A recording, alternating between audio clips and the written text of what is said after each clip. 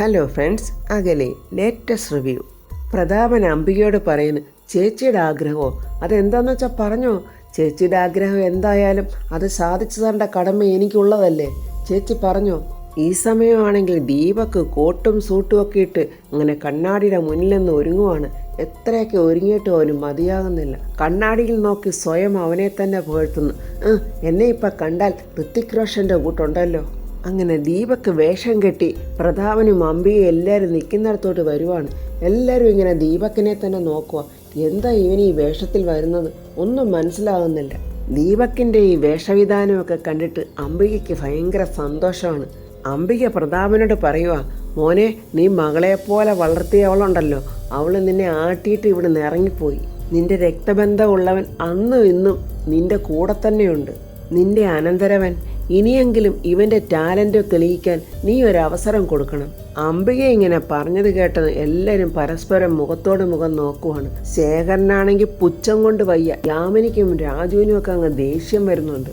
മകളായി നടന്നവൾ ഇട്ടേച്ചു പോയ പദവികളൊക്കെ നീ ഇനി ഇവനെ ഏൽപ്പിക്കണം. പ്രതാപൻ പെട്ടെന്ന് രാജുവിനെ നോക്കുന്നു, ശേഖരൻ യാമിനിയെ നോക്കുന്നു. ശേഖരനാണെങ്കിൽ സഹിക്കാൻ പറ്റുന്നില്ല ദേഷ്യം. ശേഖരൻ മനസ്സിൽ പറയുക, പിന്നെ ഈ മണ്ടനല്ലയോ ചേട്ടൻ പദവി കൊടുക്കാൻ പോകുന്നത്. വെറും 3 ദിവസം കൊണ്ട് തന്നെ ഇവൻ ഈ സ്ഥാപനങ്ങളെല്ലാം തൊലച്ചു കളയും. യാമിനി മനസ്സിൽ പറയുക, ചേട്ടൻ ഇവൻ്റെ കരണം പോയിക്കുമെന്നാ എൻ്റെ പേടി.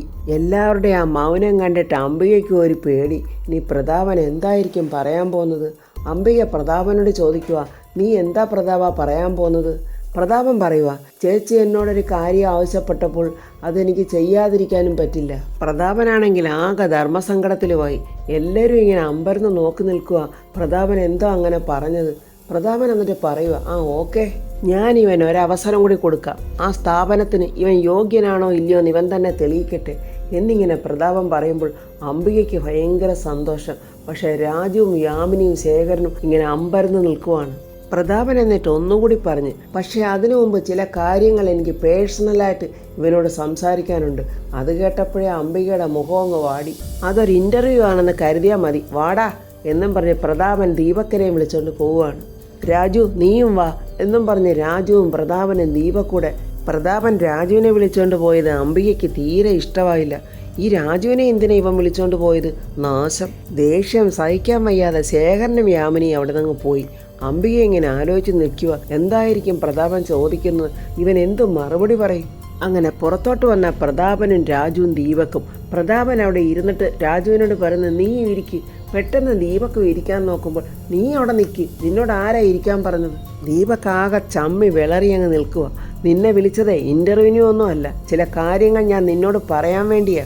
എൻ്റെ ചേച്ചിയോട് എനിക്ക് ആദരവും സ്നേഹവും ഒക്കെ ഉണ്ട്. അതുകൊണ്ട് ചേച്ചി പറഞ്ഞ ഒരു കാര്യം ഞാനങ്ങ് സമ്മതിച്ചു. പല അവസരങ്ങൾ തന്നിട്ടും അതൊക്കെ നശിപ്പിച്ചു കളഞ്ഞ നിനക്ക് ഒരവസരം കൂടി തരാമെന്ന് കരുതി. ചേച്ചി പറഞ്ഞത് അതേപടി ഞാനങ്ങ് കേട്ടതുകൊണ്ടേ ഞാനൊരു മണ്ടനാണെന്ന് നീ കരുതരുത്. നീ എൻ്റെ അനന്തരവനായതുകൊണ്ട് നീ ഒരു ഫ്രോഡാണെന്ന് പറയാൻ പോലും എനിക്ക് വിഷമമുണ്ട്. പക്ഷെ സത്യം പറയാമല്ലോ, വാസ്തവത്തിൽ നീ ഒരു ഫ്രോഡ് തന്നെയാ.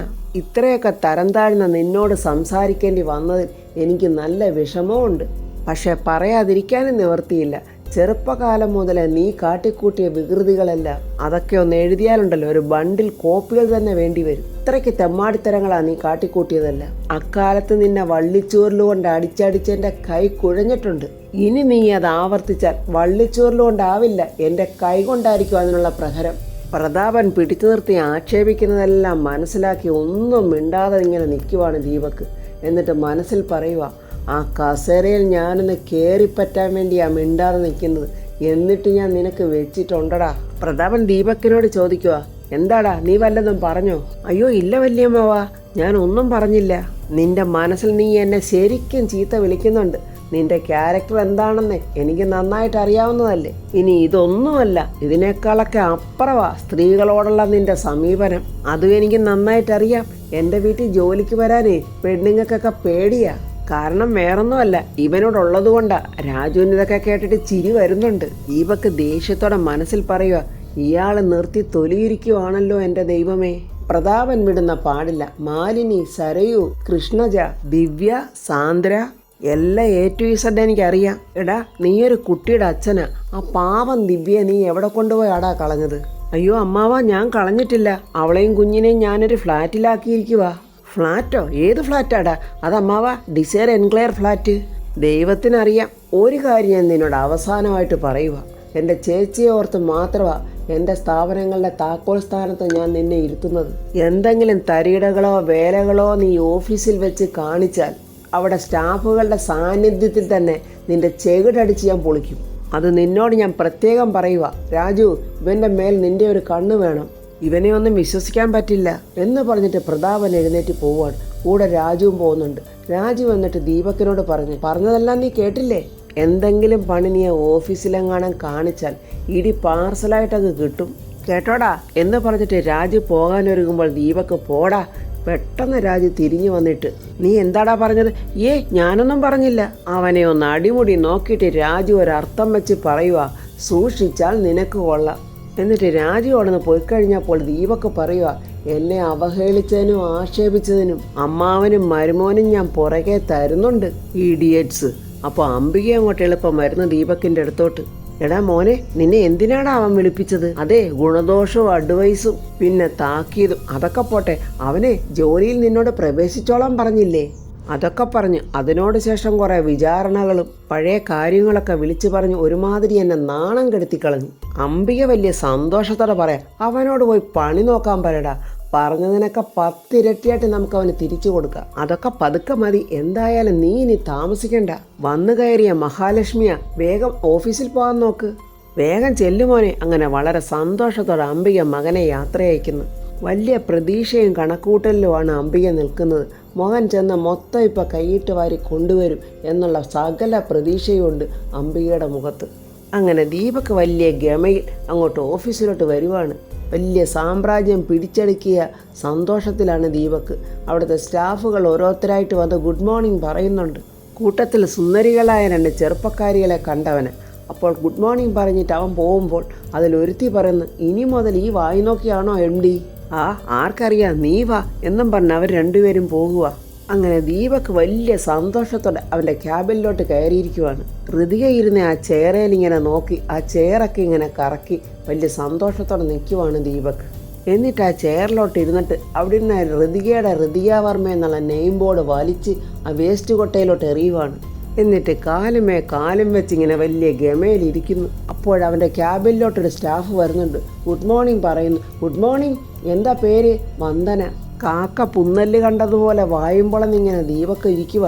എന്നിട്ടവൻ പറയുക, വെരി വെരി ബ്യൂട്ടിഫുൾ നെയിം. എന്നിട്ടവൻ വന്ദനയോട് പറയുന്നു, എല്ലാവരോടും മീറ്റിങ്ങിനായിട്ട് കൂടാൻ വരാൻ പറ. അങ്ങനെ എല്ലാ സ്റ്റാഫുകളെയും വിളിച്ചു വരുത്തി ദീപക്ക് പറയുന്നു, ഞാൻ ഈ കമ്പനിയുടെ ഇൻചാർജ് എടുത്തിരിക്കുവാണ്, ഇതെൻ്റെ ഫസ്റ്റ് മീറ്റിംഗ് ആണ് എന്ന് പറയുമ്പോൾ കൂട്ടത്തിലൊരു സ്റ്റാഫ് ചോദിക്കുന്നു, അപ്പോൾ ഋതിക മേഡം ഇനി തിരിച്ചു വരില്ലേ സാർ? പല്ല് കാണിച്ച് ഇളിച്ച് ചിരിച്ചോണ്ട് ദീപക്ക് ചോദിക്കുന്നു, അവൾ വന്നിട്ട് എന്തിനാ മോളെ? സാറേ, മോളല്ല, my name is Lakshmi Nair, സാറിനെ രശ്മി എന്ന് വിളിച്ചാൽ മതി. അങ്ങനെ ആദ്യത്തെ ചമ്മല് ദീപക്കിന് കിട്ടി. ദീപക്ക് മനസ്സിൽ പറയുക, എടി രശ്മി, നിന്റെ കാര്യത്തിൽ വൈകാതെ തന്നെ ഞാനൊരു തീരുമാനത്തിലെത്താം. എന്നിട്ട് ദീപക്ക് പറയുക, ഞാൻ നിങ്ങളെ എല്ലാവരെയും ഇങ്ങോട്ട് വിളിപ്പിച്ചത് കമ്പനിയുടെ ചില പുതിയ തീരുമാനങ്ങൾ അറിയിക്കാൻ വേണ്ടിയാണ്. എല്ലാവരും നന്നായിട്ട് ഹാർഡ് വർക്ക് ചെയ്താൽ, നന്നായിട്ട് പെർഫോം ചെയ്യുന്നവർക്ക് additional leave 2 days per month. അവനങ്ങനെ പറഞ്ഞത് കേട്ട് സ്റ്റാഫുകളുടെയൊക്കെ മുഖത്തൊരു സന്തോഷം. കൂടാതെ ഏറ്റവും നന്നായി പെർഫോമൻസ് ചെയ്യുന്ന സ്റ്റാഫിന് ഈ മാസം മുതൽ 25,000 rupees ഇൻക്രിമെൻറ്റ്. അത് കേട്ടിട്ട് ഒരു സ്റ്റാഫ് മറ്റേ സ്റ്റാഫിനോട് പറയുന്നു, അപ്പോൾ നമുക്ക് മാറി മാറി സ്കോർ ചെയ്യാം. ഈ മാസം ഞാനെങ്കിൽ അടുത്ത മാസം നിനക്ക്. അങ്ങനെ അഴകിയ രാവണനെ പോലെ നിൽക്കുന്ന ദീപക്ക് പെണ്ണുങ്ങളുടെ മുന്നിൽ പറയുന്നു, പ്ലീസ് നോട്ട് ഹിയർ. പെർഫോമൻസ് വളരെ കൃത്യമായി കണ്ടിന്യൂ ചെയ്യുന്നവർക്ക് സാലറി ഡബിൾ എവരി മന്ത്. മാനേജ്മെൻറ്റിനോട് സഹകരിച്ച് നിൽക്കുന്നവർക്കും പെർഫോമൻസ് കറക്റ്റായിട്ട് ചെയ്യുന്നവർക്കും പ്രൊമോഷൻ. അതുപോലെ മറ്റു പല ആനുകൂല്യങ്ങളും ഉണ്ടാകും. ഓക്കെ ആണോ? അങ്ങനെ ചോദിക്കുമ്പോൾ എല്ലാവരും ഓക്കെ എന്ന് പറയുന്നു. അപ്പോഴെല്ലാവരും അവരവരുടെ സീറ്റിൽ പോയിരുന്നോ എന്നിങ്ങനെ ദീപക്ക് പറയുക. ലെറ്റ്സ് കണ്ടിന്യൂ യുവർ വർക്ക് എന്ന് പറഞ്ഞ് എല്ലാവരെയും പറഞ്ഞു വിടുന്നുണ്ട്. എന്നിട്ട് ദീപക് അരുണിമ എന്ന് പറയുന്ന സ്റ്റാഫിനെ വിളിക്കുന്നു. അരുണിമ അവിടെ നിന്ന് നിന്നേ. എന്താ സാർ, അരുണിമയുടെ വീട് എവിടെയാ? അത് ചെട്ടിക്കുളങ്ങര. ഓ, എന്തായാലും അട്ടക്കുളങ്ങര അല്ലല്ലോ. സാറ് വലിയ തമാശക്കാരനാണല്ലോ. അതെ അതെ, ഞാൻ വലിയ തമാശക്കാരനാ. തമാശകളൊക്കെ ഞാൻ പറയാം. ഇപ്പം അരുണിമ ചെല്ല് എന്നും പറഞ്ഞ് അരുണിമയെ പറഞ്ഞു വിടുന്നുണ്ട്. അങ്ങനെ എവിടുന്ന് തുടങ്ങണം, എപ്പോൾ തുടങ്ങണമെന്ന് ആലോചിച്ച് ആകെ ഇങ്ങനെ കൺഫ്യൂഷനിൽ നിൽക്കുവാണ് ദീപക്. ഈ സമയത്താണെങ്കിൽ രാജുവിൻ്റെ വീട്ടിൽ പ്രിയ ഇരുന്നുകൊണ്ട് സവാള ഉള്ളി അരിയുവാണ്. ഉള്ളി അരിയുന്നതുകൊണ്ട് പ്രിയയുടെ കണ്ണിക്കുടി ഇങ്ങനെ വെള്ളം വരുക. അത് കണ്ടോണ്ട് രാധമ്മ വന്നിട്ട് ചോദിക്കുന്നത്, എന്തിനാണ് നീ കരയുന്നത്? നിന്റെ അമ്മായിയമ്മ വല്ലതും വഴക്ക് പറഞ്ഞോ? പിന്നെ എൻ്റെ അമ്മായിയമ്മ എന്നെ വല്ല ചീത്ത പറഞ്ഞാലുണ്ടല്ലോ ആ കിളവിയെ ഞാനിവിടെ പറത്തിച്ച് കളയുമല്ലോ. ചീത്ത പറയാനായിട്ട് ആ കിളവി ഇങ്ങോട്ട് വരട്ടെ. എൻ്റെ കണ്ണീന്ന് വെള്ളം വരുന്നതേ ഈ മാരണം പൊളിക്കുന്നതുകൊണ്ടാ. മോളെ അത് മാരണമാണോ? സവാള ഉള്ളിയല്ലേ ഇത്? എന്നാലേ എനിക്കിതൊരു മാരണം തന്നെയാമേ. അപ്പോൾ രാധമ്മ പറയാ, എന്നെ സഹായിക്കാനേ എനിക്കൊരു മരുമകളുണ്ട് ഇവിടെ. ഒരു പുഞ്ചിരി ഒരു കുസൃതിയോടെ പ്രിയ പറയുക, അല്ലെങ്കിലും മരുമകൾ വരുമ്പോൾ ഈ മകള് ഗെറ്റ് ഔട്ട് ആണെന്ന് എനിക്ക് നന്നായിട്ടറിയാം. എടി പ്രിയേ, എല്ലാ അമ്മായിയമ്മമാർക്കും ഉണ്ടല്ലോ മകളല്ല മരുമകളാണ് തുണ. എന്നാലേ ആ മരുമകളുണ്ടല്ലോ അവളിപ്പോൾ അവിടെ സ്വന്തം അമ്മയെ കണ്ട സന്തോഷത്തിലാ. വെറും അമ്മയല്ല, പെറ്റമ്മ. അത് കേട്ടിട്ട് രാധമ്മ പ്രിയോട് പറയാ, എടി അപ്പോൾ ഞാൻ നിന്റെ പോറ്റമ്മയാണോ? എന്നെ കാണുമ്പോഴൊക്കെ നിനക്ക് സന്തോഷമുള്ളതായിട്ട് എനിക്ക് തോന്നുന്നില്ലല്ലോ. അയ്യോ, അത് പിന്നെ എൻ്റെ ചക്കരയമ്മേ ഞാൻ എപ്പോഴും കണ്ടുകൊണ്ടിരിക്കുമല്ലയോ. ജയേട്ടൻ്റെ വീടിൻ്റെ പണി തീരല്ലേ തീരല്ലേ എന്നാണ് ഞാൻ ഏതു നേരവും പ്രാർത്ഥിച്ചുകൊണ്ടിരിക്കുന്നത്. അതിന് പ്രിയേ, അത് ജയൻ്റെ വീട് മാത്രമല്ലല്ലോ, നിൻ്റെയും കൂടെ വീടല്ലേ. അത് വേഗം തീർന്നു കിട്ടാനല്ലേ പ്രാർത്ഥിക്കേണ്ടത്. അമ്മേ, വീട് പണി കഴിഞ്ഞാൽ പിന്നെ ഞാൻ അങ്ങോട്ട് പോകണ്ടേ? അന്നേരവേ എനിക്ക് എൻ്റെ അമ്മയെ എപ്പോഴും കാണാൻ പറ്റില്ലല്ലോ. പ്രിയയുടെ ആ വാക്കുകൾ കേട്ടിട്ട് രാധമ്മ ചിരിച്ചോണ്ട് ചോദിക്കുക, ഏതു തരം സോപ്പാടി മോളെ നീ എന്നെ ഇട്ട് പതപ്പിക്കുന്നത്? ഏതായാലും നല്ല പതയുള്ള സോപ്പാണല്ലോ. അങ്ങനെ രണ്ടുപേരും പൊട്ടിച്ചിരിച്ചോണ്ടിരിക്കുമ്പോൾ ഋതിക അങ്ങോട്ട് വരിക. എന്ത് തമാശയാ രാധമ്മേ, ഞാൻ കൂടെ കേൾക്കട്ടെ എന്ന് ഋതിക പറയുക. അയ്യോ എൻ്റെ പൊന്നുമോളെ, ഇതൊരു തമാശയൊന്നുമല്ല. പുതിയ തരം ഒരു സോപ്പ് മാർക്കറ്റിലിറങ്ങി, പ്രിയ സോപ്പ്. അമ്മേ വേണ്ട കേട്ടോ എന്നിങ്ങനെ പ്രിയ പറയുക. എടി പ്രിയേ, നീ ഇങ്ങോട്ടൊന്ന് നോക്കടി, എൻ്റെ മോടെ മുഖത്തെ വെട്ടം കണ്ടോ? എത്ര പോറ്റമ്മമാർ പോറ്റിയാലും അത് പെറ്റമ്മയാകില്ലെന്ന് പഴമക്കാർ പറഞ്ഞു കേട്ടിട്ടില്ലേ? അതാണ് അമ്മ. ഋതിക സങ്കടത്തോടെ പറയുക, അമ്മയുടെ സ്നേഹവും വാത്സല്യവും ഒന്നും ഞാൻ ശരിക്കും അറിഞ്ഞിട്ടില്ല രാധമ്മേ. അതൊക്കെ കുറച്ചെങ്കിലും കിട്ടിയത് യാമിനി ചെറിയമ്മയുടെ കയ്യിൽ നിന്നും എൻ്റെ ഈ രാധമ്മയുടെ കയ്യിൽ നിന്നുമാണ്. ഒടുവിൽ അമ്മയോട് ചേർന്നിരുന്നപ്പോഴും ആ മടിയിൽ കിടന്നപ്പോഴും അല്ലേ അമ്മ എന്ന ഫീലിങ്സിനെ കുറിച്ച് ഞാൻ മനസ്സിലാക്കിയത്. ഓടീശ്വരിയായ ഒരു രാജകുമാരിയായ എൻ്റെ അമ്മ. പക്ഷേ എൻ്റെ അമ്മ ഇപ്പോൾ ജീവിക്കുന്നത് ദരിദ്രയായ ഒരു സ്ത്രീയെപ്പോലെ എന്നും പറഞ്ഞ് വിങ്ങിപ്പൊട്ടി കരയുവാണ് ഋതിക. അധികാരവും സമ്പത്തും ഒന്നും എൻ്റെ അമ്മയെ മോഹിപ്പിച്ചിട്ടില്ല. കരഞ്ഞുകൊണ്ട് നിൽക്കുന്ന ഋതികയോട് രാധമ്മ പറയുന്നു, മോളെ എനിക്ക് പത്മാവതി മേഡത്തിനെ ഒന്ന് കാണണം. സത്യം പറഞ്ഞാലുണ്ടല്ലോ അവരൊരു ദേവിയാ മോളെ. ആ ദേവിയെ ഒന്ന് തൊഴാൻ വേണ്ടിയാ എനിക്ക് കാണണമെന്ന് പറഞ്ഞത്. അതിനെന്താ രാധമ്മേ, നമുക്ക് കാണാമല്ലോ. അപ്പോൾ പ്രിയ പറയുക, മോളുടെ അമ്മയെ നമുക്ക് ഇങ്ങോട്ട് ക്ഷണിക്കാം. ഇങ്ങോട്ട് ക്ഷണിച്ചാൽ അമ്മ വരുമല്ലോ അല്ലേ? അതെന്തൊരു ചോദ്യമാണ് പ്രിയേച്ചി. അമ്മയൊരു പാവമാണ്. നമ്മൾ വിളിച്ചാൽ എൻ്റെ അമ്മ സന്തോഷത്തോടെ അപ്പം തന്നെ ഓടി വരും. എന്നാൽ പിന്നെ രാജമോഹനോട് പറഞ്ഞാൽ മതി, അവൻ പോയി പത്മാവതി മേഡത്തെ കൂട്ടിക്കൊണ്ട് വരും. രാധമ്മ പറയുക. പെട്ടെന്ന് പ്രിയ അങ്ങോട്ടും ഇങ്ങോട്ടും ചുറ്റുപാടൊക്കെ നോക്കിയിട്ട് പറയുന്നത്, എൻ്റെ അമ്മേ, ആ മൂട്ടയെ ഇവിടൊക്കെ ഉരുണ്ടു വരണ്ട നടക്കുമല്ലേ ആ മുണ്ടയ്ക്കൽ കൊച്ചമ്മണി.